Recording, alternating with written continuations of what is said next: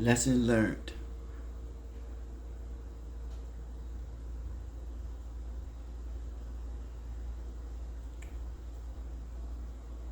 You can't imagine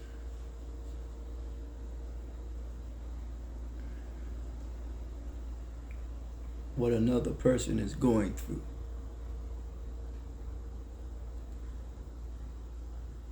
It was shared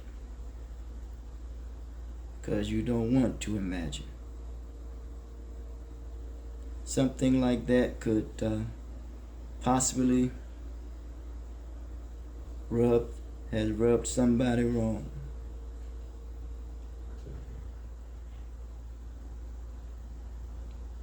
Those who are and have been deeply hurt, because it could imply lack of care, empathy, or willingness on either of the two parts. When in fact the truth may be more layered and complex. This human nature is complex. Let's understand why this may be so, and why it may be particularly painful. It could have in some way some type of misinterpretation of emotional boundaries as apathy.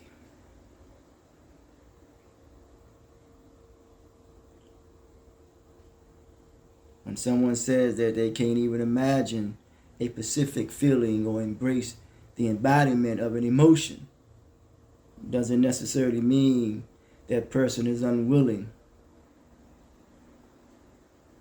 It could reflect emotional trauma or spiritual discipline that leads that person not to project emotions on others,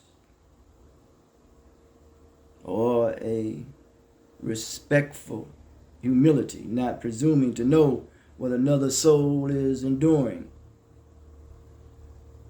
a belief in a sacred privacy of another's suffering, which cannot always be imagined or assumed. To be told because you don't want to imagine dismisses the nuance and suggests willful avoidance, not reverent restraint. And that can be deeply offensive, especially for someone who builds their life work around understanding and the human connection. 2, it undermines the mission of mature discourse. That's what I push, mature social discourse. The work that is being done, that I do as I embody Common Humanity Mission, Inc., in understanding and respect for the complexity of human emotions, teaching that not all feelings should be assumed, imagined, or imposed, offering language in order for emotions, not performative sympathy. Don't do that at all. Being accused of not wanting to imagine could be seen as a violation of the very spiritual, psychological, and moral values that one upholds. 3, it ignores the weight of emotional responsibility. Sometimes leaders, especially spiritual leaders, carry so much emotional and communal responsibility that imagining every pain around them becomes overwhelming or even spiritually burdensome. The inability could be a protective act, not a negligent one. Imagining another's suffering might open wounds the other person is still healing from. It may reflect a practice of tempering emotional reaction in favor of mature, thoughtful, and healing response. to tell that person that he doesn't want to imagine makes it sounds like a moral, makes that person feel like he's a moral failure, when it may actually be an emotional survival mechanism or a spiritual discipline.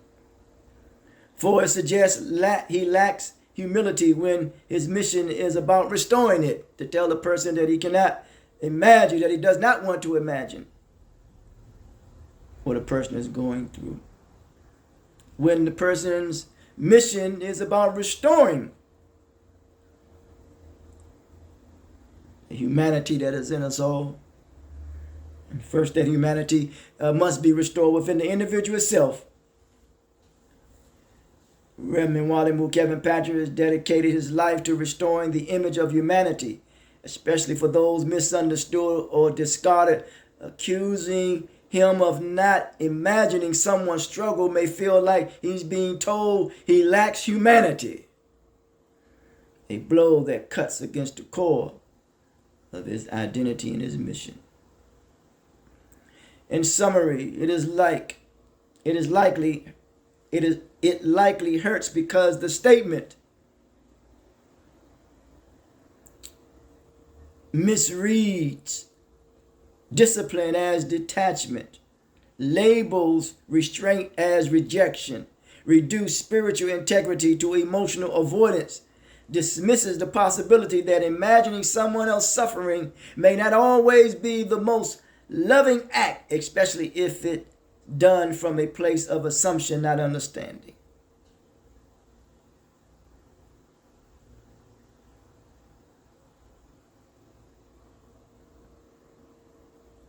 The hurt of being told because you don't want to imagine.